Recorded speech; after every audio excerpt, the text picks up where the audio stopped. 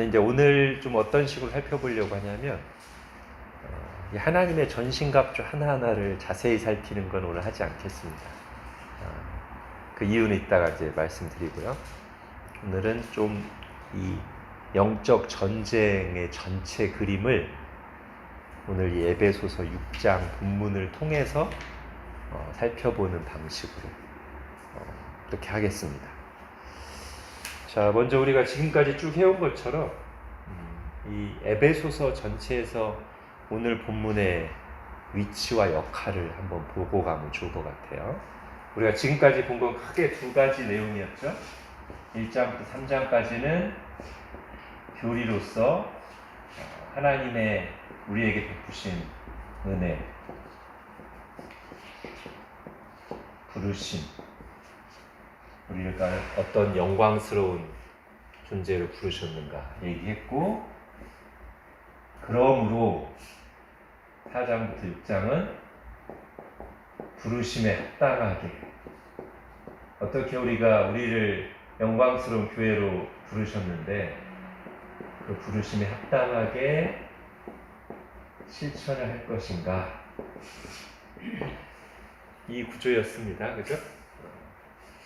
자, 그리고 여기서 이제 이 얘기를 다 하고 나서 오늘 이제 영적 전쟁 얘기를 마지막에 하는데, 그동안 배운 이 두 가지에서 영적 전쟁이 나올 수밖에 없기 때문입니다. 일단 여기서부터 하면 우리가 하나님의 부르심을 받았기 때문에 영적 전쟁이 일어납니다. 아마 이 그림으로 보면 좋을 것 같아요. 원래는 다 같이 어둠 속에 있었습니다. 이제 어둠의 세계를 다스리는 게 사탄이죠. 다 사탄의 지배 아래 있었어요. 사탄의 지배 아래 있으면 여러 가지 고통과 부작용이 있지만 사탄과 싸우지는 않습니다. 그죠? 여기는 어둠에 이미 지배를 받고 있어요. 어둠의 세상 주관자라고 있잖아요. 공중의 권세자들. 그러니까 어둠의 약한 영의 통치를 받으니까 고통과 부작용은 있지만, 자기들끼리 싸우지만 사탄과 싸우지는 않는다고요. 근데 이 중에 일부가 똑같이 우리도 그들 가운데 있어서 똑같이 어둠의 영의 지배를 따라 행하고 이 어둠의 영향을 받은 세상 문화를 따르고 정욕을 따르다가 여기서 하나님이 건져내셨어요. 그래서 이제는 여기와 근본적으로 다른 세력이 됩니다. 예수님이라고 할까요? 이제는 빛이죠. 또는 빛의 자녀죠. 이게 에베소서에서도 나오고, 그죠? 너희가 전에는 어둠이었더니 이제는 빛이라, 이 말씀이 에베소서에서 나오고, 또 이 그림을 잘 보여주는 성경 구절이 있습니다. 베드로전서 2장 9절. 너희는 택하신 족속이요 왕같은 제사장이요 거룩한 나를 그의 소유된 백성이니 이는 너희를 어두운 데서 불러내어 그의 기이한 빛에 들어가게 하시니에 아름다운 덕을 선포하게 하려 하십니다. 요 그림, 이 모양새가 됐어요. 그러다 보니까 뭐가 일어납니까? 이제는 어둠의 세력과 빛의 세력인 우리 사이에 이 어둠의 지배를 받고 있는, 또는 이 어둠의 세계를 지배하는 자들과 예수 그리스도의 군대인, 빛의 군대인, 하나님의 군대인 우리 사이에 피할 수 없는 전쟁이 일어나는 것이죠. 즉 이게 전쟁의 원인입니다. 왜 영적 전쟁이 일어나는가? 이렇게 하셨기 때문에. 구약의 그림으로 보자면 바로의 지배 아래, 애굽 안에 있을 때는 그 아래서 고통과 신음을 하고 있었지만 감히 싸울 엄두를 떼지 못했어요. 근데 하나님께서 모세를 보내셔서 불러내는 과정에서 또는 나가고 나서 본격적으로 싸움이 일어나죠. 그거랑 좀 비슷하게 보셔도 되겠습니다. 자, 이 부르심 때문에 우리가 하나님의 군대가 됐기 때문에 신분이 바뀌었기 때문에 영적 전쟁이 일어나고요. 또 이렇게도 전쟁이 일어나죠. 뭐냐면 이전에 우리가 이 속에서 우리도 같이 여기 어울려서 살았어요. 그게 익숙합니다. 근데 이제 이 부르심을 따라서 살려고 하다 보니 이전과 다르게 살려고 하다 보니 또 우리 속에서 전쟁이 일어납니다. 그죠? 어둠의 영과도 전쟁이 일어나고 이제는 빛으로서 살려고 하니까 우리 속에서도 전쟁이 일어납니다. 또는 우리 주변 사람들과 갈등이 일어납니다. 그래서 마지막에 바울이 이 얘기를 지금까지 쭉 하고 나서 너희는 이런 존재가 됐다. 그러므로 그에 합당하게 이렇게 살아라라고 하면서 그런데 바로 이런 존재가 되기 때문에 이제 우리에게 피할 수 없는 전쟁이 있고 그 부르심에 합당하게 살려고 하면 우리는 싸우지 않을 수 없다. 이런 흐름 속에서 오늘 에베소서 마지막 부분, 영적 전쟁 부분을 이해하시면 좋겠습니다. 자, 이제 하나씩 볼게요. 영적 전쟁의 이유와 우리의 적. 이미 이유를 어느 정도 여기서 얘기했습니다만 다시 오늘 본문에서 좀 찾아보겠습니다. 먼저 11절 한번 보시죠. 11절 같이 읽겠습니다. 시작. 마귀의 관계를 능히 대적하기 위하여 하나님의 전신갑주를 입으라. 예. 마귀의 관계가 있다는 거예요. 뭘 하려는? 우리를 하나님으로부터 멀어지게 하려는. 우리 그 3월 달에 한 3주 정도 영적 전쟁에 대한 거 했잖아요. 주일 설교 때. 그 사사기하고 여호수아 하면서. 자, 그때 이 어둠의 영들의 결국 목표가 뭐라고 했습니까? 우리를 하나님으로부터 멀어지게 하는 것. 그걸 위해서 간계를 계속 사용한단 말이에요. 간사한 계략을 계속 사용해요. 그게 어떤 본문하면서 제가 말씀드렸냐면 민수기 25장에 바알부올, 그죠? 그때 이제 이스라엘이 하나님의 뜻을 행하기 위해서 가나안 땅으로 진군하는데 거의 마지막 다가와서 모압 땅에 이르렀을 때 그 어둠의 세력 속에 있는 그들이 볼 때 자기들이 감당이 안 되겠으니까 간계를 쓰죠. 발람을 불러서 이스라엘을 저주하려고 하는데 안 되니까 나중에 발람이 돈의 유혹에 넘어간 발람이 스스로 간계를 냅니다. 그 간계가 뭐였어요? 여인들을 통해서 성적으로 유혹한 뒤에 그 다음에 우상 숭배에 걸려 넘어지게 하면 우리가 직접 싸울 필요도 없다. 그들 스스로 무너질 것이다. 이 간계를 냈고 그게 통했죠. 자, 그런 마귀의 간계에 넘어져서 우리가 끌려다니고 죄를 짓고 하나님과 멀어지지 않기 위해서 하나님의 전신갑주를 입으라. 이렇게 말할 수 있겠죠? 제가 그러면서 그 얘기도 했었습니다. 그 여호수아 할 때 했던가요?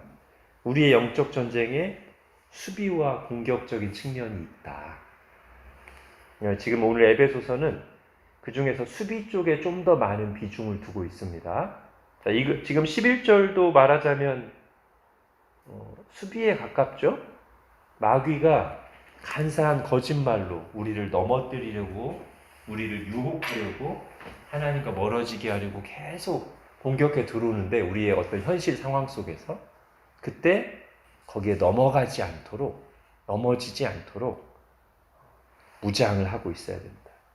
만약에 마귀가 계속 우리를 공격해 들어오고 속이고 들어오는데 아무 방비 없이 수비를 하지 않고 있다면, 대비를 하고 분별하고 맞서 물리치지 않는다면 우리 어떻게 되는 거예요? 거기에 넘어지는 거예요. 실족하는 거죠. 끌려다니는 거죠. 자, 그런데 오늘 본문에 보면 우리의 영적 전쟁의 이유가 이것만은 아닙니다. 공격이 있어요.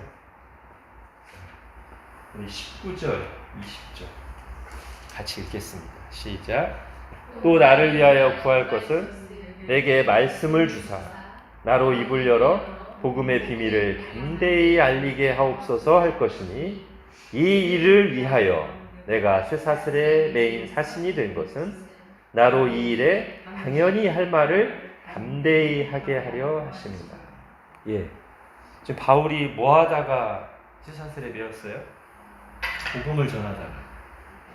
그럼 바울은 복음을 왜 전했습니까? 하나님이 그 일을 하도록 바울을 부르셨고, 사실은 이 일은 교회를 향한 부르심입니다. 예루살렘과 온 유대와 사마리아와 땅끝까지 이르러 복음을 전파하는 것, 하나님 나라를 확장시켜가는 것이 교회의 사명이죠. 마태복음에서 예수님이 처음 교회에 대해서 말씀하실 때 교회라는 말이 신약성경에 처음 나오는 대목에 어떤 말씀이 있어요? 베드로의 신앙 고백을 딱 들으시고 나서 내가 이 반석 위에 내 교회를 세우리니 음부의 권세가 이기지 못하리라. 제가 이 부분 몇 번 말씀드렸죠? 여기서 음부의 권세라고 번역된 그 권세가 헬라어로는 대문이라는 뜻이고, 그런 의미로 우리가 받아들인다면 이제 교회를 세우셔서 이 승리의 백성들인 교회가 어둠이 지배하고 있는 세상 속으로, 이 그림으로 보자면 그냥 어둠이 공격할 때 우리는 방어만 하고 우리끼리 버티고만 있는 게 아니라 뭘 또 하는 거예요? 어둠의 진으로 쳐들어가서 이 사탄이 지배하고 있는 영토를 탈환하는 거예요. 이 속에 있는 택하신 하나님의 백성들을, 잃어버린 영혼들을 건져내는 싸움을 교회가 해야 됩니다. 그러니까 교회는 계속 박해 속에서 수비만 하고 있는 존재가 아니에요. 예루살렘과 온 유대와 사마리아 땅끝까지 이르러 복음을 전하는 공격적인 전투를 수행하도록 그런 사명을 받았습니다. 그래서 우리에게는 영적 전쟁의 이유가 두 가지가 있어요. 하나는 우리를 이렇게 어둠의 세력 가운데 있다가 빛의 군대로 빠져나온 우리를 못마땅하게 여기고 어떻게 하든지 우리를 다시 넘어뜨리려고 하는, 하나님과 멀어지게 하려고 하는 어둠의 관계, 사탄의 유혹, 우리를 속이는, 우리를 분열시키는 그런 공격에 그냥 당하고 있지 않고 맞서 싸우기 위해서 수비적인 싸움이 있고, 또 하나는 우리에게 주신 사명, 하나님의 뜻을 이루기 위한 그 사명이 있기 때문에 이 과정에서 싸우지 않을 수가 없습니다. 이게 영적 전쟁의 이유예요. 자, 이럴 때 우리의 적은 누굽니까? 오늘 11절에는 마귀라고 나왔고, 12절에는 통치자들, 권세자들, 어둠의 세상 주관자, 하늘에 있는 악의 영들, 이게 좀 더 어떤 조직으로 나왔습니다. 우리가 이제 성경을 보면 보통 이제 우리의 대적은 하나로 말할 때는 사탄 또는 마귀예요. 그러나 우리가 성경을 또 보다 보면 사탄 하나만 있는 게 아니죠. 이 사탄의 조직체가 있습니다. 사탄의 똘마니들이 있어요. 여럿이 있어요. 그들이 함께 이 어둠의 진영의 왕인 사탄의 그 지시를 받고 그의 휘하에서 우리를 넘어뜨리려고 활동합니다. 우리도 마찬가지로 조직이 있습니다. 우리 총사령관 예수님이시고 주님의 몸된 교회. 그래서 이 영적 전쟁은 큰 그림에서 볼 때는 개인전이 아니고 단체전입니다. 세력 대 세력으로 싸우는 것입니다. 그죠? 그래서 우리가 그걸 인식하는 거예요. 우리의 적들은 여기가 이 조직을 갖춘 어둠의 영들입니다. 눈에 보이지 않는. 그래서 우리에게 분별이 필요합니다. 근데 실천적인 측면에서 보자면 우리 에베소서 2장에 우리 에베소서 하면서 몇 번 제가 말씀드려요. 우리를 지배하고 있던 새 폭군이 있죠? 에베소서 2장에 뭐 우리가 따랐으니 했던 뭐 세 가지가 뭐였어요?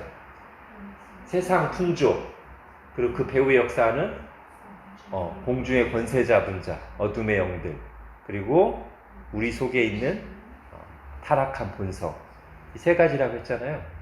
요것 역시 우리가 싸워야 될 대상이라고 볼 수 있습니다. 궁극적으로는 사탄이지만, 사탄의 그 조직체이지만 그것에 영향을 받는 또는 거기에 동조하기 쉬운 이 세상 문화와 우리 속에 있는 타락한 본성 역시 우리가 영적 싸움을 싸울 때 싸워야 될 대상이다 라고 할 수 있죠. 그러니까 이 그림으로 보면 다시 이렇게 말할 수 있어요. 우리가 여기서 건져냄을 받은 거지 이 어둠의 세력이 없어진 건 아니란 말이죠. 이 어둠의 지배를 받는 세상도 그대로 있고 사탄과 그의 조직들은 당연히 그대로 있고 심지어 우리 속에 있는 타락한 본성도 여전히 있어요. 그렇기 때문에 싸움이 일어날 수밖에 없습니다. 자, 사탄과 관련해서 우리가 믿어야 될 세 가지. 사탄을 믿습니까? 그래서 믿습니까를 예수님을 믿습니까? 라고 할 때는 예수님이 우리의 구주이시고 주님이시라는 것을 믿느냐는 거고요. 제가 지금 사탄을 믿습니까? 라고 할 때 사탄의 존재, 이건 믿어야 돼요. 그죠? 이걸 안 믿으면 누가 좋아할까요? 사탄이 좋아하죠. 사탄은 항상 자기를 드러내지 않고 교묘하게 우리를 속이는 게 주 전략이기 때문에 우리가 사탄의 존재를 분명히 인식하지 않을수록 사탄은 좋아합니다. 우리가 사탄의 존재를 분명하게 인식할수록 사탄이 불편해합니다. 자, 사탄에 대해서 믿어야 될 세 가지. 첫 번째는 존재합니다. 사탄과 그의 조직들이. 두 번째, 그들이 존재만 하고 가만히 있는 게 아니라 아주 열심히 활동하고 있습니다. 부지런히 일하고 있습니다. 베드로전서 5장 8절에 보면 어떻게 나와요? 우는 사자같이 두루 다니며 삼킬 자를 찾는다고 나옵니다.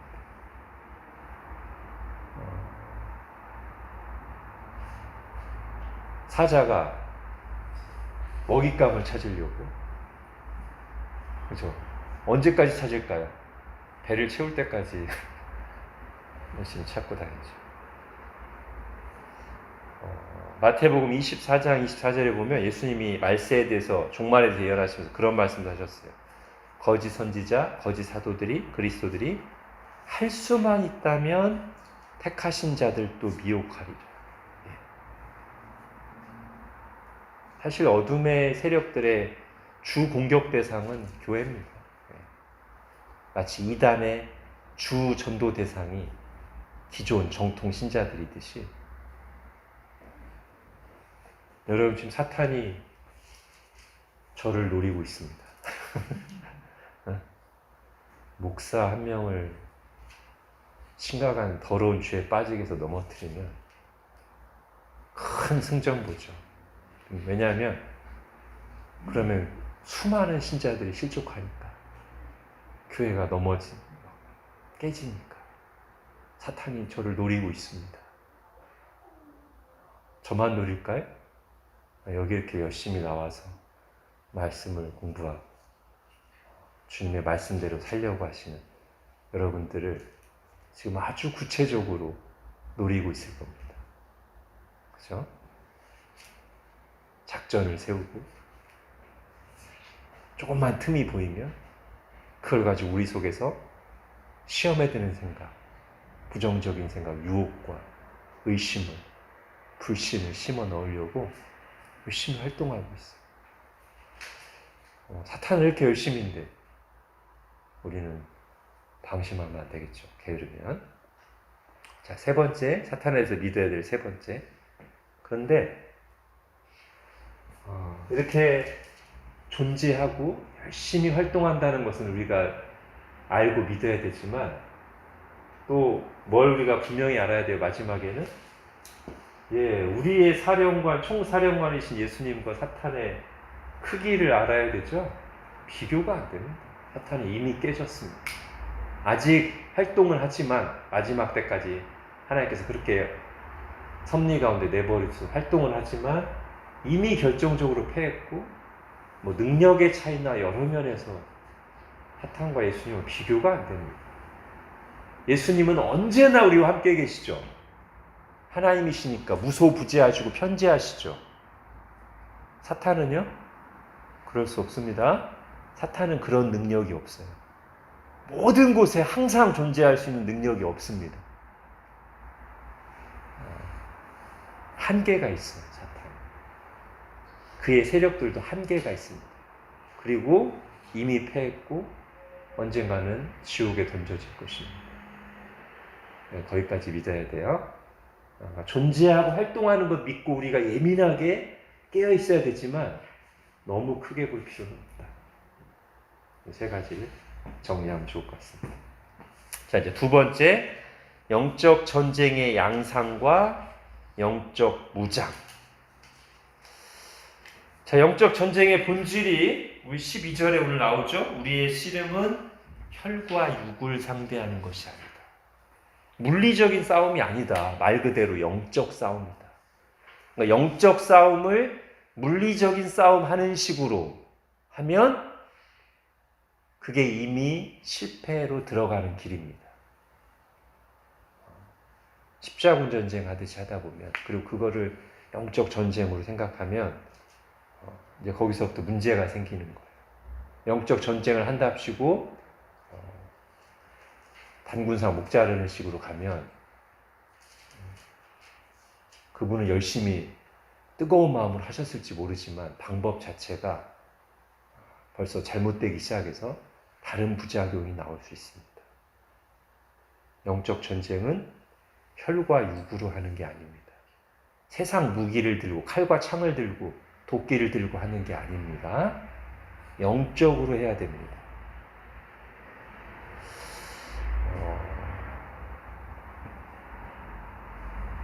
여러분, 사탄이 근데 요걸 약간 분별해야 되는데, 사탄이 우리를 넘어뜨리려고 할 때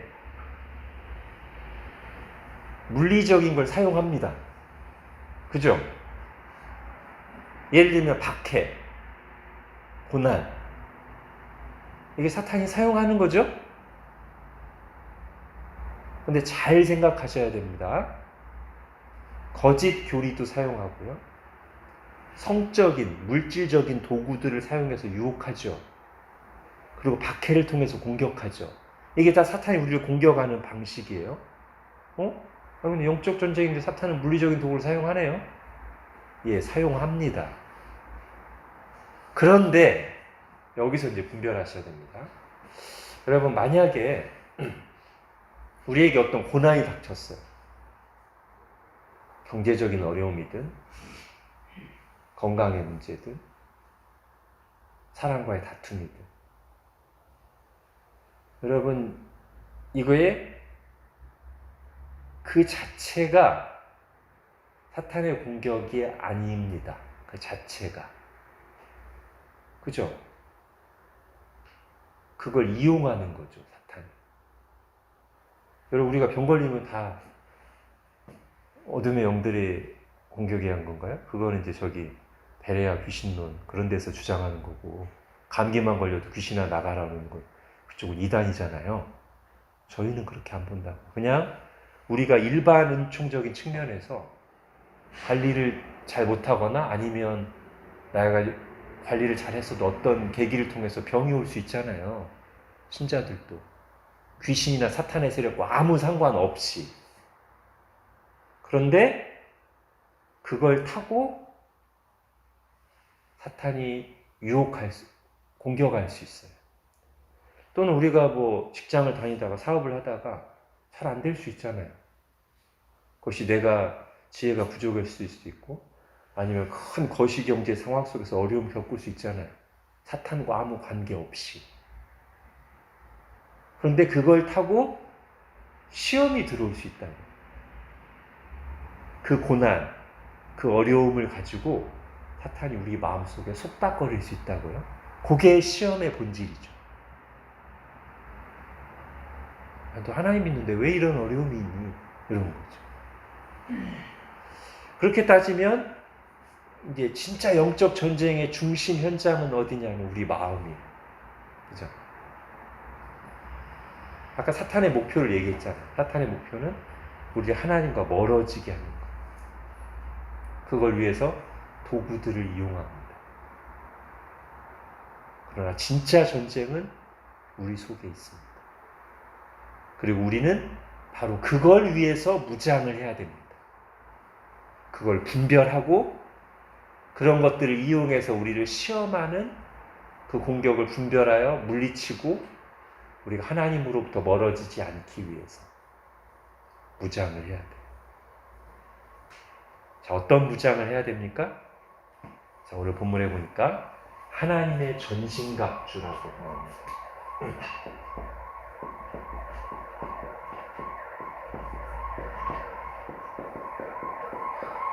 하나님의 전신갑주.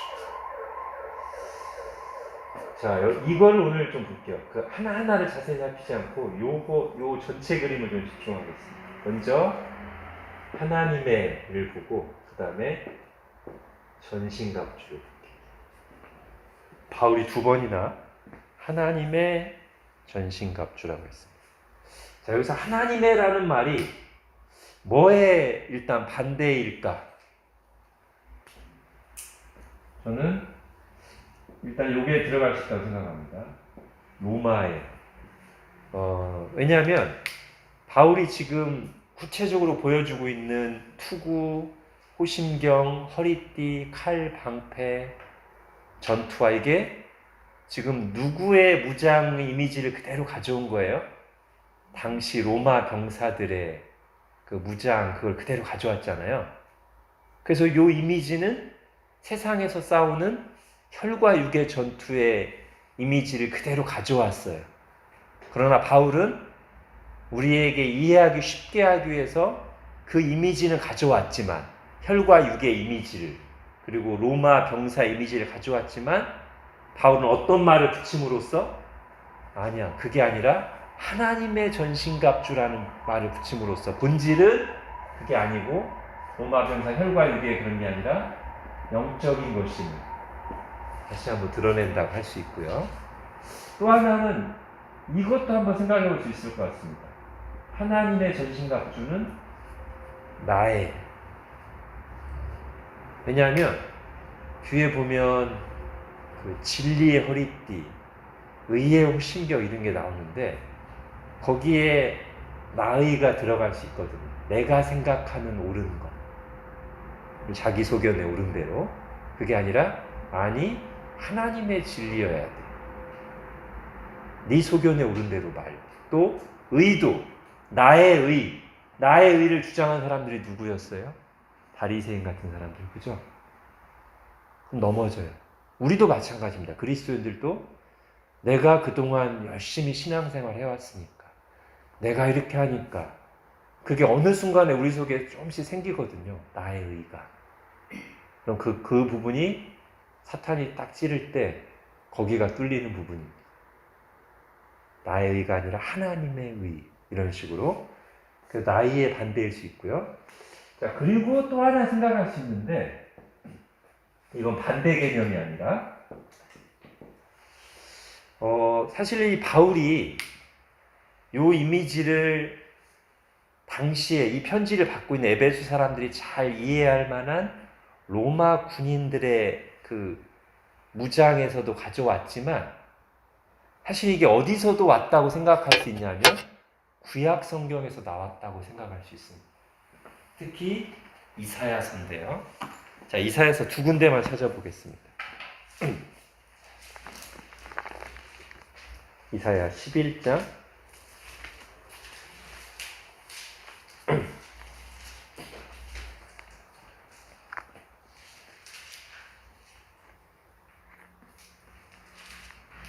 자, 이사야 11장입니다. 자, 여기 딱 이사야 11장 1절 앞부분을 보면 이게 누구에 대한 예언인지 여기 계신 분들 딱 보일 거예요. 그죠? 이새의 줄기에서 한 싹이 나고 2절에 그의 위에 여호와의 영이 임하고 누구 얘기입니까? 예, 예수님에 대한 예언이죠. 근데 예수님이 딱 오셔서 이제 뭐 하시냐면 4절부터 공의로 가난한 자들을 심판하며 판단하며 그 입에 막대기로 세상을 치며, 자, 지금 구원과 심판을 행하시는 분으로 예수님이 오시는데, 그때 5절에 보십시오. 공의로 그의 허리띠를 삼으며 성실로 그의 몸의 헛띠를 삼으리라. 예. 그 예수님이 무장하고 있는 모습을 이런 일반 세상의 무장으로 비유하고 있어요. 뭘 행하실 때? 구원과 심판을 행하실 때 예수님이 사용하시는 것을 이런 무장으로 표현했고요. 자, 59장도 한번 가보십시오. 이사야 59장.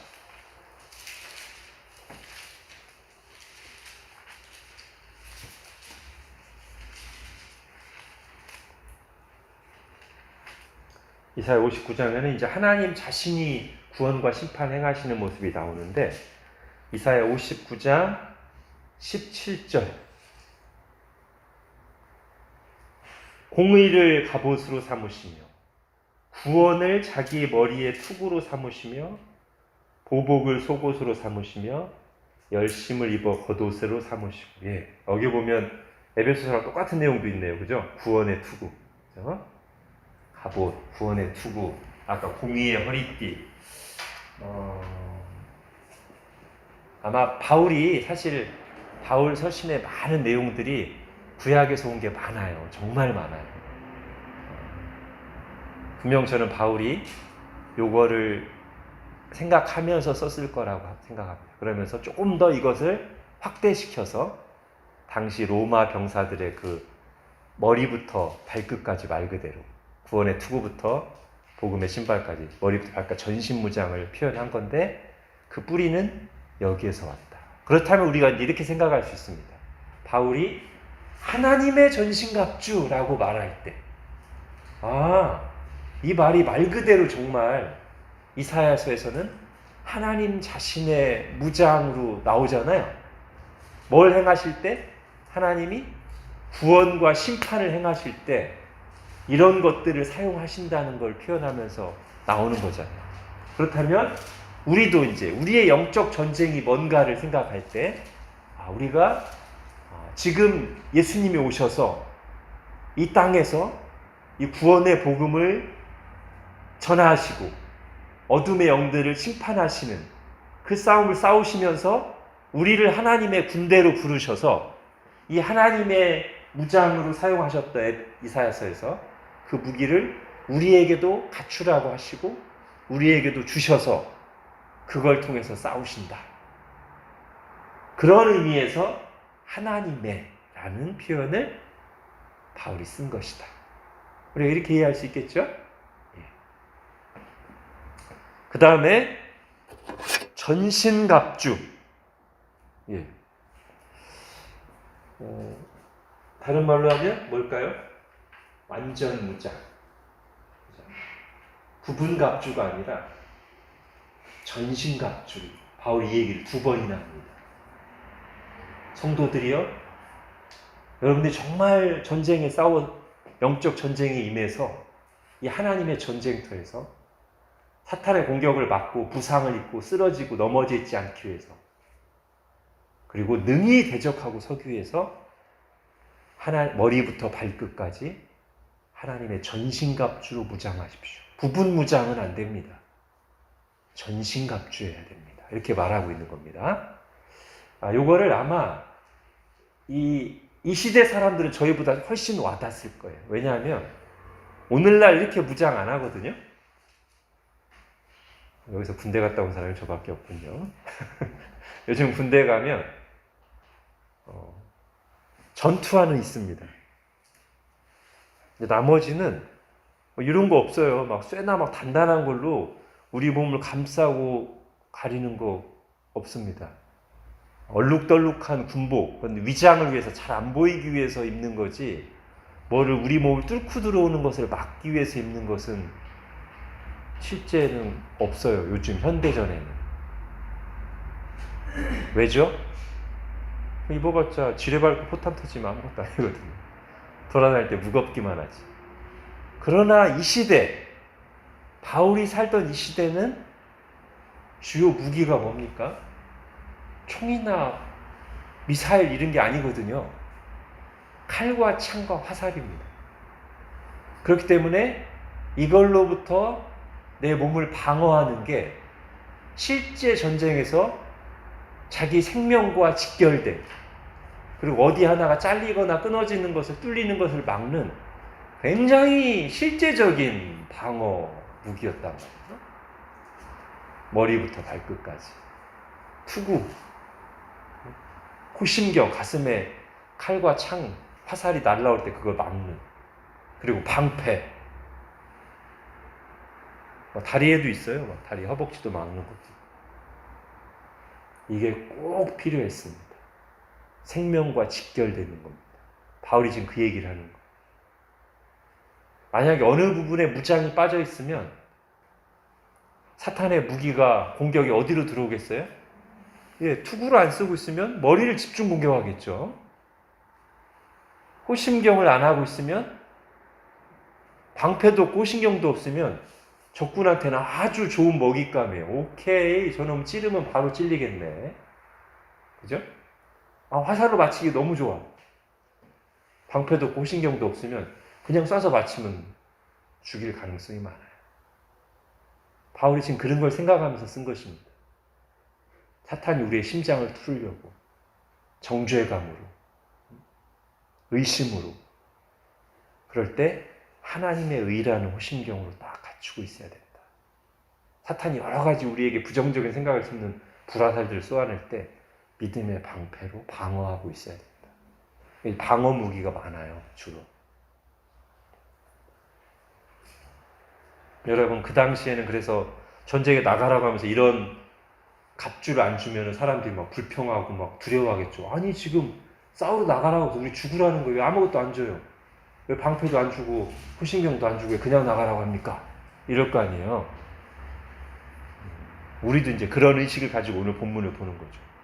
야, 내가 전쟁, 영적 전쟁에 나가는데 아무런 무장도 안 하고 나간다는 것은 참 어디 하나 다치려고 너무 방심하는 거예요.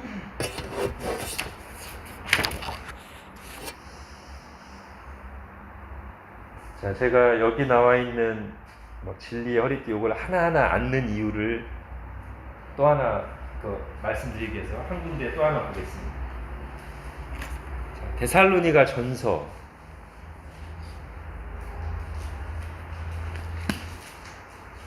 5장. 자, 바울이 오늘 본문 에베소서에서 사실 제일 자세하게 쓰긴 했고요. 다른 데서도 무장 얘기를 몇 번 했어요. 그 중에서 이제 제일 비슷한 곳이 데살로니가전서 5장 8절인데요. 좀 간략하게 여기는 한번 같이 읽어보겠습니다. 데살로니가전서 5장 8절 시작. 우리는 낮에 속하였으니 정신을 차리고 믿음과 사랑의 호심경을 붙이고 구원의 소망의 투구를 쓰자. 네. 오늘 본문과 한번 비교해 보세요. 오늘 본문에서 믿음은 방패였는데, 호심경은 의의 호심경이었는데, 구원의 소망의 투구는 같네. 근데 여기서는 다른 건 생략하고 믿음과 사랑의 호심경이라고 했어요. 자, 이렇게 우리가 다른 본문이랑 같이 볼 때 우리가 어떤 생각을 할 수 있어야 됩니까? 성경 해석의 하나의 방법으로 바울이 오늘 본문에서 진리의 허리띠, 의의 호심경, 믿음의 방패라는 표현을 쓸 때 물론 바울이 어느 정도는 진리는 허리띠로 묘사하는 게 이 로마 병사의 무장에서 그래도 사람들이 조금 더 적용할 때 좋겠다. 왜냐하면 허리띠가 딱 이 모든 무장을 딱 단정하게 잡아주면서 거기에다가 뭐를 찰 수 있는데, 자, 사탄이 거짓으로 속임수로 공격할 때 우리가 우리의 중심을 딱 잡아주면서 거기에다 다른 무기들을 배치할 수 있는 그런 바탕이 되는 것은 진리다라는 뜻에서 진리의 허리띠라고 말할 수 있겠고, 사탄이 주로 우리의 양심을 뚫고 들어오고 그럴 때 하나님의 의로 무장하는 것이 딱 필요하다 할 때 호신경이라고 하는 게 사람들에게 적용하기 좋겠다라고 생각해서 아마 이런 했을 겁니다. 그렇지만 이건 어디까지나 상징이고 비유이기 때문에 이걸 너무 절대화해서 호신경은 항상 의여야 되고 진리는 항상 허리띠의 역할만 해야 되고 그건 아니라는 것을 보여주는 것이 데살로니가서 5장 8절이고, 사실 아까 바울이 이것의 표본으로 삼았던 이사야에서도 공의의 허리띠였어요. 그죠? 진리의 허리띠가 아니에요. 이런 것들을 우리가 생각할 때 요거를 너무 절대화하는 것은 바람직하지 않고 오히려 우리가 좀 큰 그림을 보는 거죠. 우리에게 왜 이런 무장이 필요한가? 그래서 사탄이 이런 걸로 공격하기 때문입니다. 왜 우리의 진리의 허리띠를 딱 중심에 메고 있어야 되냐? 사탄의 주요 공격이 뭐예요? 사탄은 거짓의 아비잖아요. 간계잖아요. 속이는 역할을, 속이는 게 가장 주요 전략이라고요. 그러니까 바울이 첫 번째 우리의 무장을 얘기할 때 중심에 진리로 딱 허리띠를 하고 있어라. 이런 정도로 이해하면 좋다는 것이죠.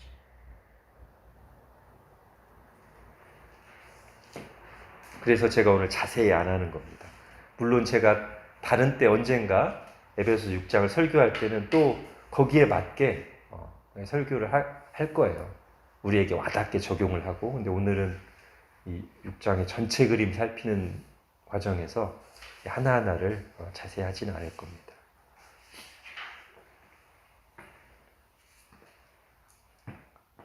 자, 그리고 이제 잘 보면요. 오늘 나오는 이 하나님의 전신갑주들이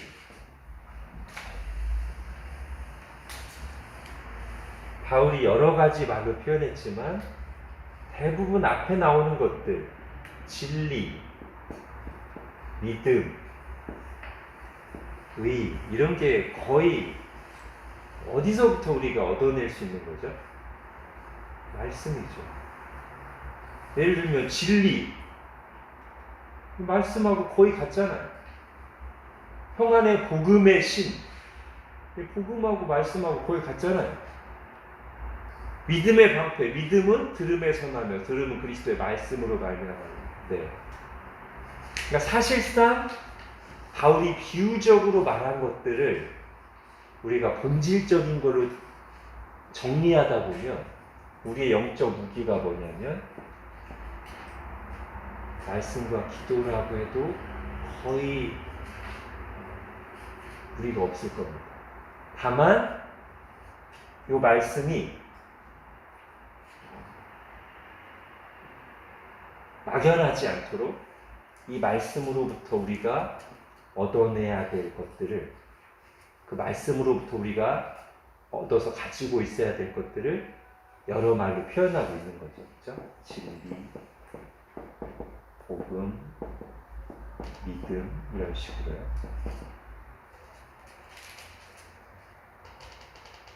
그러면서 또 굳이 뒤에 말씀을 따로 넣습니다. 그죠? 이런 것들도 다 말씀으로부터 나오는 건데도 굳이 뒤에 말씀을 또 따로 넣어요. 그건 뭐죠? 앞에 나오는 것들이 주로 이제 방어 무기에 가깝다면 뒤에 나오는 말씀은 성령의 검이라고 해서 공격 무기로서의 말씀을 표현하는 것 같아요.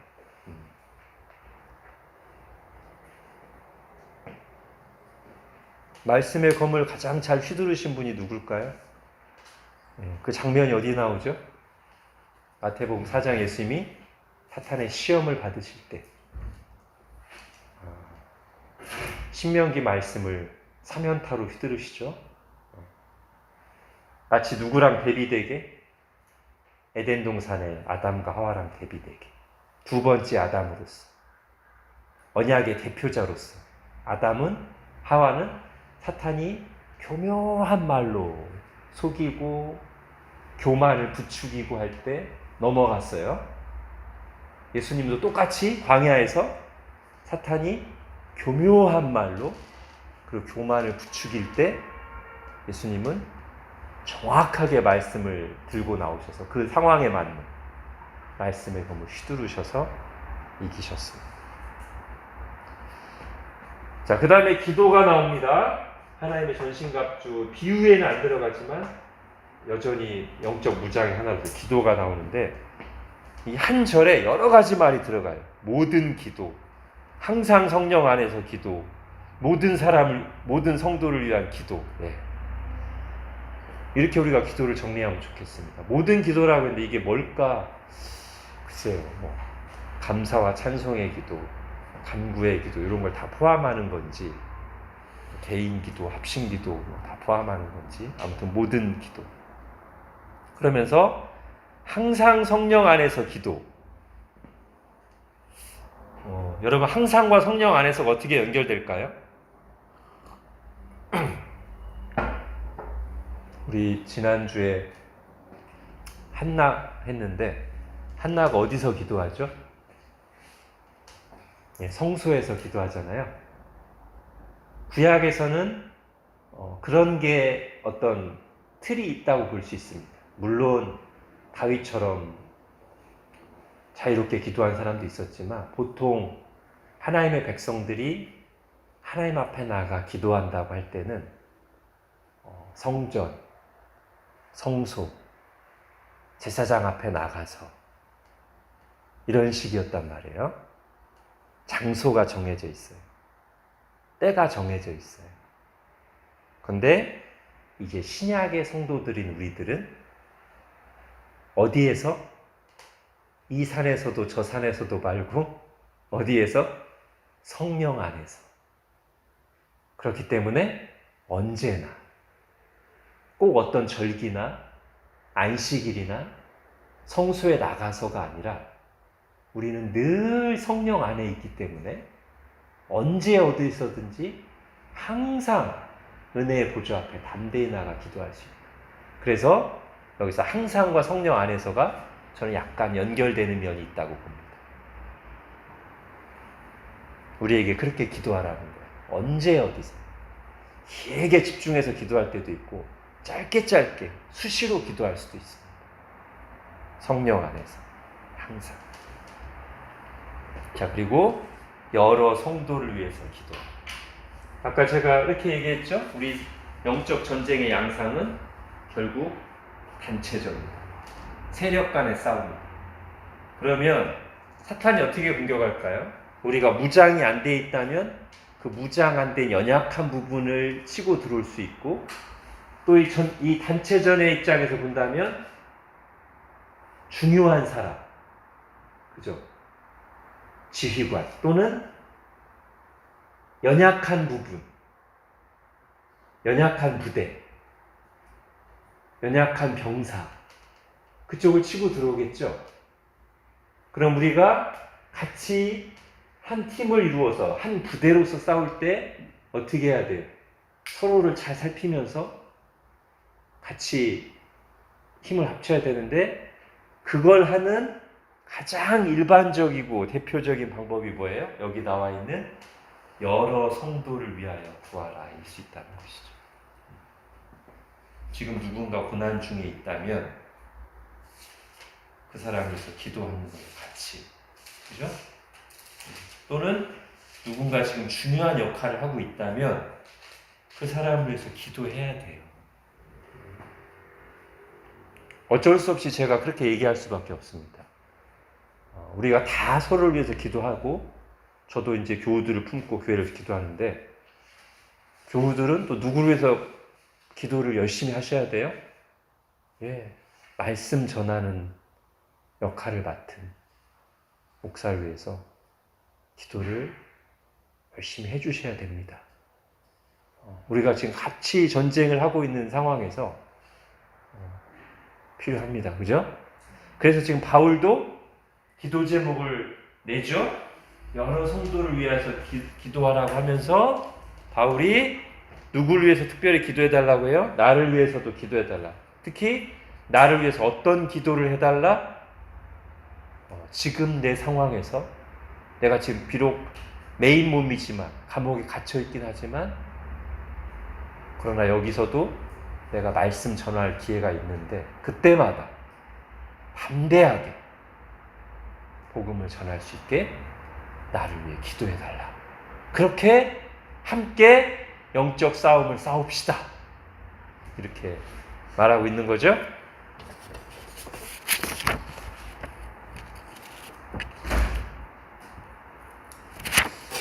자, 이제 마지막 3번 영적 전쟁에서의 승리 하겠습니다. 먼저 오늘 10절에 보면요. 우리 10절을 같이 한번 읽읍시다. 10절.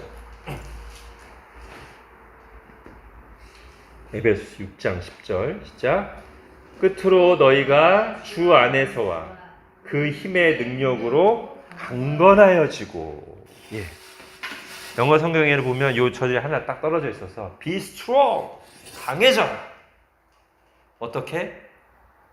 두 가지로 주 안에서 and 그 힘의 능력으로. 자, 요 구절을 한번 보겠습니다. 먼저 우리가 생각할 것은 강해지는 게 하나님의 뜻입니다. 우리가 영적으로 강한 것, 강건한 것, 이게 하나님의 우리를 향한 뜻입니다. 이게 다른 데도 많이 나오죠? 디모데후서 2장 1절에도 바울이 디모데에게 너는 그리스도 예수 안에 있는 은혜 안에서 뭐하라? 강하라. 하나님께서 여호수아를 부르시면서 너는 강하고 담대하라. 예, 일관된 하나님의 뜻입니다. 신자들이 영적으로 강하게, 강건하기를 바라십니다. 균형을 잡아야 됩니다.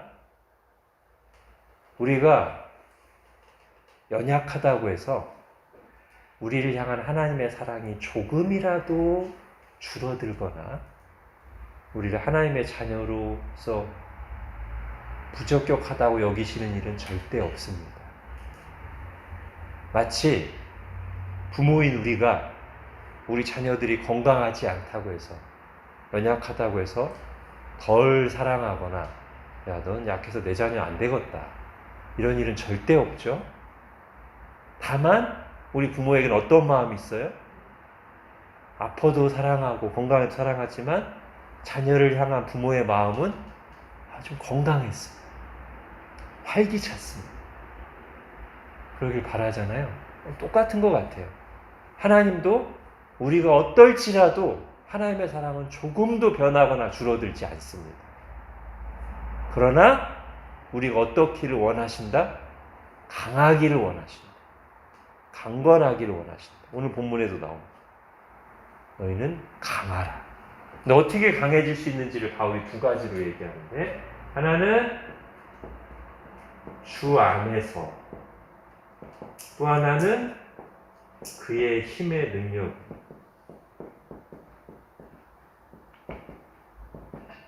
이렇게 강해져라 라고 얘기합니다.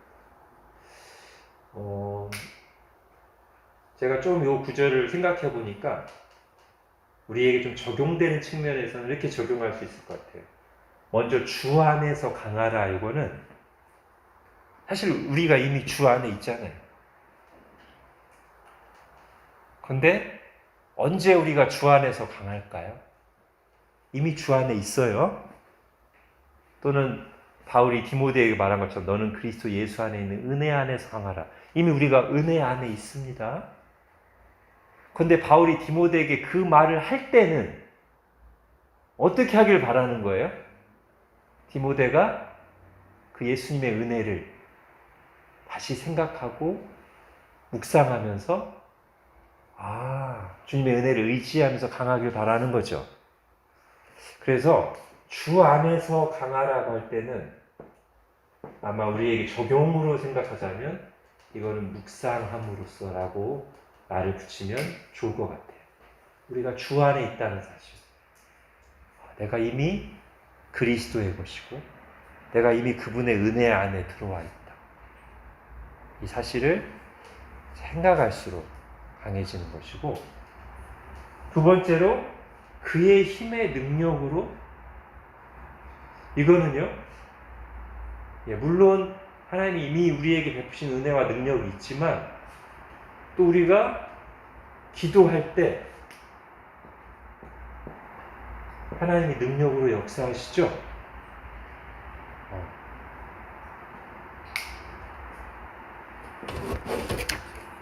복음서에 보면 제자들이 귀신을 쫓아내는데 실패하고서 예수님이 와 쫓아내시니까 제자들이 묻잖아요. 왜 우리는 못했습니까? 예수님 뭐라고 하시죠? 기도 외에 다른 것으로는 이런 유가 나갈 수 없는. 그리고 또 예수님이 무화과를 딱 마르게 하시니까 제자들이 막 깜짝 놀라죠. 그러니까 예수님이 뭐라고 하셔요? 하나님을 믿으라. 그래서 너희가 이 산더러 들려 바다에 던지우라. 그래서 기도하고 구하는 것은 받은 줄로 믿으라. 이렇게 우리가 하나님의 일을 할 때 하나님의 능력을 구하라고 약속을 하시잖아요. 기도에 대한 약속이 있잖아요. 그래서 바울이 지금 일부러 이 두 가지를 다 사용한 것 같아요. 너희는 주 안에서 그리고 그의 힘의 능력으로 강화해져라라고 할 때 적용적인 측면에서는 주 안에 있다는 사실을 묵상하고 그의 힘의 능력을 구함으로써. 에베소서 안에서 보자면 에베소서 3장 16절 그 바울의 두 번째 기도에 이런 말이 나와요. 그의 성령으로 말미암아 너희 속사람을 능력으로 강건하게 하시오며. 바울도 지금 하나님의 능력으로 우리를 강하게 해달라고 기도하고 있습니다. 우리도 그렇게 하나님의 능력을 구하는 거죠. 자, 이제 마지막으로 영적 전쟁에서 승리한다는 것이 뭔가를 생각해 보겠습니다. 자, 먼저 오늘 본문에서 두 군데를 또 읽을게요. 영적 전쟁에서 승리한다는 게 뭔가. 자, 13절. 오늘 에베소 6장 13절. 자, 이게 승리입니다, 지금. 시작. 그러므로 하나님의 전신갑주를 취하라. 이는 악한 날에 너희가 능히 대적하고 모든 일을 행한 후에 서기 위함이라. 이게 지금 승리의 한 모습이에요. 능히 대적하고, 사탄이 우리를 공격해 들어오는데 능히 맞서서 물리치고 그 공격을 받아서 부상 입고 죽고 쓰러져 있는 것이 아니라 능히 대적하고 모든 일을 행한 뒤에 딱 서 있기 위해서. 이게 지금 영적으로 승리한 것의 한 모습입니다. 약간 수비적인 것에 가깝고요. 자, 또 하나 승리가 뭐냐? 아까도 읽었지만 다시 한번 19, 20절 시작. 또 나를 위하여 구할 것은 내게 말씀을 주사 나로 입을 열어 복음의 비밀을 담대히 알리게 하옵소서 할 것이니, 이 일을 위하여 내가 쇠사슬에 매인 사신이 된 것은 나로 이 일에 당연히 할 말을 담대히 하게 하려 하심이라. 이게 또 영적으로 승리한 겁니다. 공격적인 측면에서.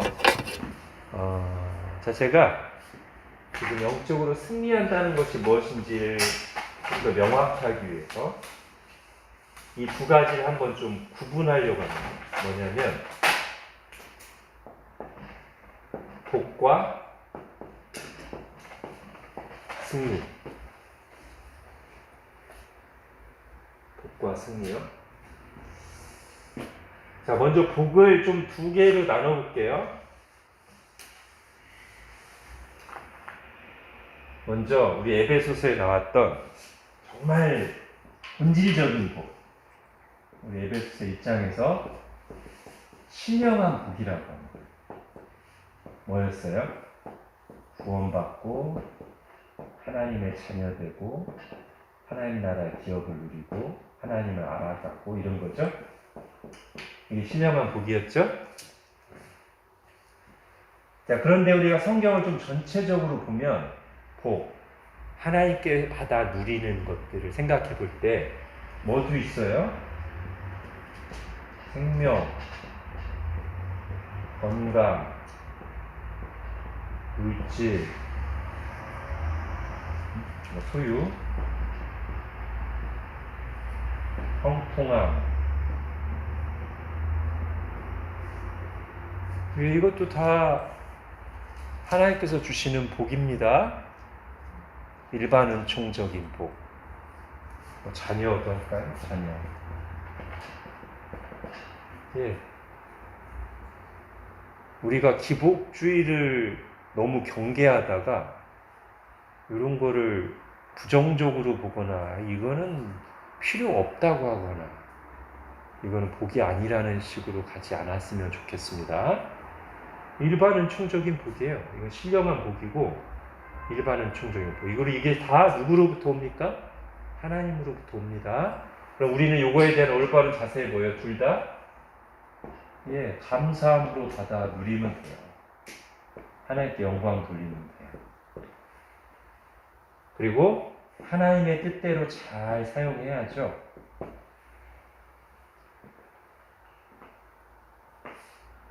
그런데 한 가지 주의할 게 있습니다. 특히 두 번째 나오는 이 일반 은총적인 복 있잖아요.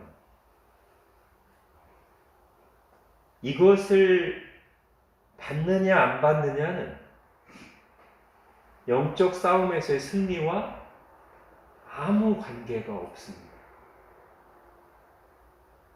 오늘 제가 이걸 분명히 하려는 겁니다. 이 두 번째 복, 일반 은총적인 승리를 받느냐 안 받느냐는 영적 싸움에서 승리와 아무 관계가 없어요. 근데 제가 이 말을 강조하는 이유가 뭐냐면, 이제 한국에서 뭐 간증할 때 막 하다가 어디서 막 아멘이 제일 크게 나와요. 했는데 하나님이 이런 복을 주셨습니다 라고 할 때 아멘 하면서 그게 마치 영적으로 승리한 것처럼 생각하거든요. 실제로 그러지 않다고 제가 말하는 거예요. 이건 거듭 강조합니다. 영적 승리랑 아무 관계가 없어요. 이건 복이에요. 그러니까 이걸 하나님 주시면 복이니까 감사하고 받으면 돼요. 근데 이거를 영적 승리라고 생각하는 순간 그게 기복주의. 다른 말로 하면 이걸 영적 승리라고 생각했다는 것은 이게 없으면 영적으로 뭔가 빈곤하거나 초라하거나 실패했다는 느낌이 되는 거잖아요. 그게 기복주의라는 거예요. 이건 잘못된 거거든요. 이걸 감사함으로 누리는 건 당연히 해야 되고 좋은 거예요. 근데 이거를 잘못 연결하는 순간 이제 한번 제가 예를 들어볼게요.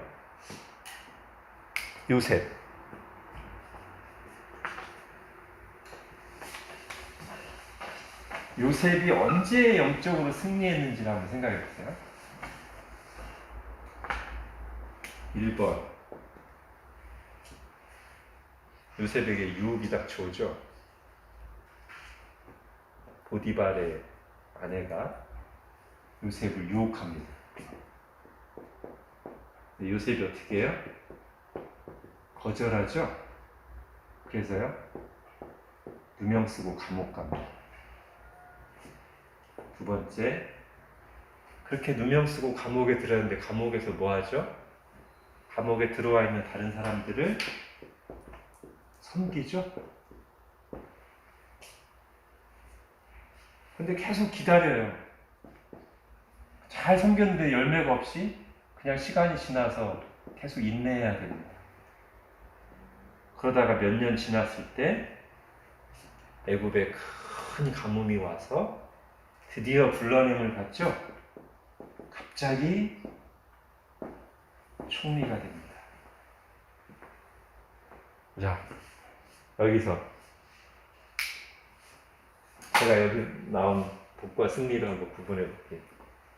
뭐가 영적인 승리입니까? 이 중에 영적인 승리죠? 죄를 거절했잖아요. 죄와의 싸움에서 이겼잖아요. 승리. 감옥에 갔어요. 형통한 게 아니고 감옥에 갔어요. 근데 이게 승리라고요. 두 번째, 거기서도 불평하고 원망하면서 그러지 않고 섬겼어요. 하나님 자녀답게 행했어요. 그런데도 자기가 잘 섬겼던 그 시종장 하나가 복직됐는데도 여전히 아무 좋은 그게 없어요. 그러나 거기서 하나님의 자녀답게 섬김에 인내했어요. 이게 승리예요. 전혀 형통하지 않아요. 어려워요. 승리예요. 자, 한국식으로 하면 여기까지는 막 다 가만히 있다가 마지막에 그러다 드디어 총리가 됐습니다. 아멘! 승리했습니다. 이거 승리 아닙니다. 이거는 저기대로 하면 복이에요. 이거는 하나님의 뜻을 이룬 거 맞아요. 그리고 근데 요거 자체가 승리는 아니에요. 승리는 앞에 두 개가 승리. 그죠? 구별이 되시죠? 자, 바울로 하겠습니다. 바울이 지금 19, 20절 오늘 한 두 번 읽었는데 감옥에 있잖아요. 바울도. 영적 싸움에 대해서 쭉 얘기하고 나서 바울이 나를 위해서도 기도해달라. 내가 승리하도록. 어떻게 승리하도록? 이 감옥에서 하나님의 능력으로 빨리 빠져나가도록 그렇게 승리하도록 기도합니까? 기도 요청 아니죠. 바울이 지금 자신의 영적 싸움의 승리를 위해서 기도 요청을 하는데 뭘 기도해달라고 그래요? 내가 여기에서 주눅들어 있거나 두려워하고 위축되어 있거나 그러지 않고 세상 권세자들 앞에서도 이 쇠사슬의 메인 상황에서도 담대하게 하나님의 일을 하도록 마치 요셉이 감옥에서도 위축되거나 부정적인 생각에 빠지지 않고 하나님의 사람답게 섬기도록 그게 영적 승리거든요. 자, 한 군데만 더 볼까요? 여러분 영적 승리에 대한 얘기가 신약교에서 연타로 제일 많이 나온 데가 어디냐면 계시록입니다. 계시록 2장 보죠.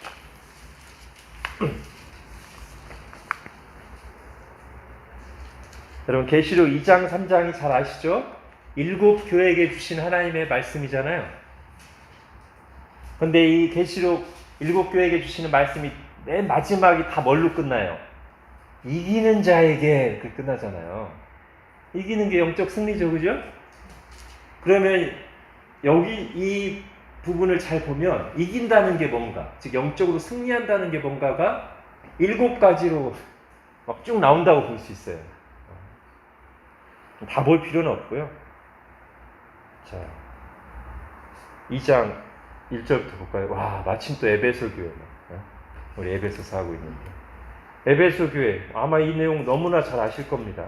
2장 1절부터 쭉 해서 네 행위와 수고, 인내, 칭찬하고 그 중에는 거짓 사도를, 거짓 교훈을 드러내고 너희가 거기에 물들거나 속지 않는 것. 아, 내가 칭찬한다. 그런데 네가 처음 사랑을 버려서 어딘가에서 네가 열심은 있고 교리적으로는 바른데 뭔가 지금 사랑을 놓치고 있다. 첫사랑을 잃어버렸다. 회개하고 그걸 회복해야 된다. 그런 얘기를 쭉 하시다가 7절에 이기는 그에게 해라. 여러분 에베소 교회가 이 말씀을 적용해서 이긴다는 게 뭘까요? 예, 지금 본인들에게 무너져 있는 부분, 사랑의 회복, 회개에서 사랑을 회복하는 게 이기는 거고요. 그리고 그동안 칭찬받았던 거짓 교훈을 분별하고 드러내는 일을 계속하는 것, 이게 이기는 겁니다. 그죠? 자, 그 다음 교회를 보면 더 명확해지는데요. 서머나 교회. 서머나 교회는 9절에 이 환난과 궁핍을 알거든요. 네, 굉장히 어려운 가운데 있어요. 그들은 지금 박해를 받고 있습니다. 특히 10절을 보십시오. 너는 장차 받을 고난을 두려워하지 말라. 볼지어다 마귀가 장차 너희 가운데에서 몇 사람을 목에 던져 시험을 받게 하리니 시험. 특히 어떤 시험? 너희가 10일 동안 환난을 받으리라. 네가 죽도록 충성하라. 이기는 자에게. 자, 서만화 교회의 이김은 뭘까요? 이 엄청난 박해 속에서 어쩌면 목숨을 잃을 수도 있는 이 강력한 박해 속에서 어떻게 하는 거? 거기에 굴하지 않고 이 믿음을 지키는 것. 이거예요. 그죠? 이게 서머나 교회의 승리입니다. 뒤에 나오는 교회들도 마찬가지예요. 버가모 교회도 박해와 이단의 가르침 중에서 바른 믿음을 지키는 것 다 비슷합니다.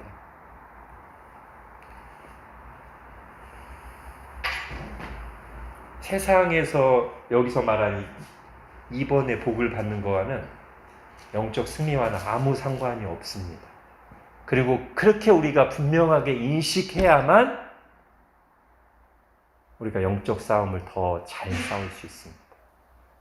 안 그러고 자꾸 기복주의식으로 가면 잘 싸우고 있으면서 내가 승리하고 있다는 것을 놓칠 수 있고요. 자꾸 다른 유혹을 받게. 예를 들면 요셉처럼 유혹을 거절하고 잘 싸우고 승리했는데 감옥에 들어가니까 내가 실패했네. 내가 싸우는 게 무슨 의미가 있지? 이런 식으로 되면 안 되잖아요. 자, 정리하겠습니다. 영적 싸움에서 승리는 수비적인 면에서는 죄와 유혹과 고난과 두려움에 맞서 내 믿음을 지키는 것. 그것에도 불구하고 여전히 내가 하나님을 신뢰하고 순종의 자리에 있는 것. 진리를 붙드는 거예요. 그게 영적 싸움에서 승리의 한 중요한 부분이고요. 또 하나는 뭐예요? 아까 제가 영적 싸우는 이유가 공격적이면 수비적이면 할 때 우리에겐 어떤 싸움이 있어요? 하나님의 사명을 수행할 복음을 땅끝까지 전하고 잃어버린 영혼들을 구원해야 될 사명이 있고 그것을 위해서 영적 싸움을 싸울 수밖에 없잖아요. 예. 어떤 어려움과 유혹에도 불구하고 그 일을 계속해서 하나님 은혜를 의지하면서 힘차게 감당해 갈 때 바울이 지금 감옥에 있으면서도 내가 여기서도 복음을 힘차게 전해야 되니까 나를 위해서 기도해달라. 그렇게 할 때 영적으로 승리하는 겁니다. 이 두 가지.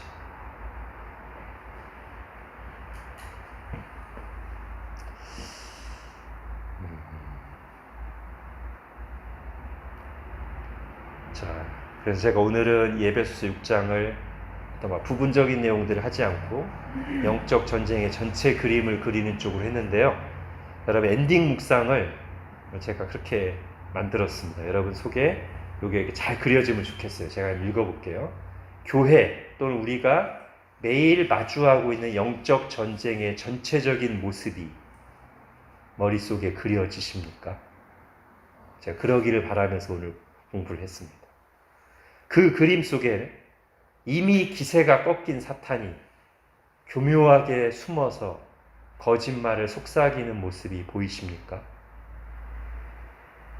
그 그림 속에 있는 나는 그러한 사탄의 공격을 두려워하지 않되 능히 대적하기 위해서 하나님이 주신 무기로 완전 무장한 채 싸우고 있습니까? 아니면 허술하게 무장한 채 방심하다가 당하고 있지는 않습니까? 예. 오늘 공부를 통해서 여러분 머릿속에 영적 전쟁의 이 그림이 이런 식으로 전체적으로 딱 그려진다면 그러면 좋겠습니다. 우리가 지금 실제로 이 싸움을 싸우고 있습니다.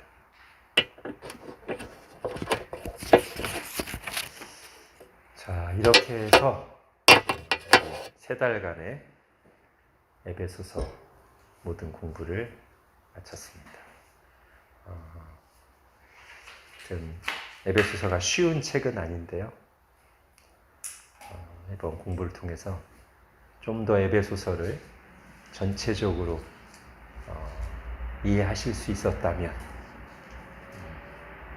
그리고 그때그때 주시는 말씀들이 여러분에게 은혜와 유익이 되었다면 감사하겠습니다. 제가 기도하고 마치겠습니다.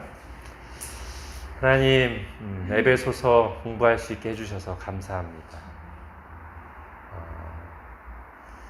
우리가 특별히 에베소서를 통해서 우리를 향한 하나님의 영광스러운 부르심, 교회가 얼마나 하나님의 큰 은혜를 받은 영광스러운 존재인가를 다시 들었고, 그리고 그 부르심을 따라 교회답게, 신자답게 살아가는 것에 전체적인 그림을 살펴보았는데, 하나님, 함께 공부한 우리 모든 교우들 속에 이 영광스러운 부르심에 대한 감사와 확신이 더욱 충만하게 하시고, 그리고 교회 전체의 그림, 그리고 신앙생활의 영적 싸움의 전체 그림이 어떤 부분적으로 빠지거나 한쪽으로 치우치지 않고 균형 있게 전체적으로 잘 그려지고 새겨져서 이전보다 더 균형 있고 더 성숙한 그런 신앙의 실천으로 나아가도록 은혜를 베풀어 주옵소서. 감사드리오며 예수님의 이름으로 기도합니다. 아멘.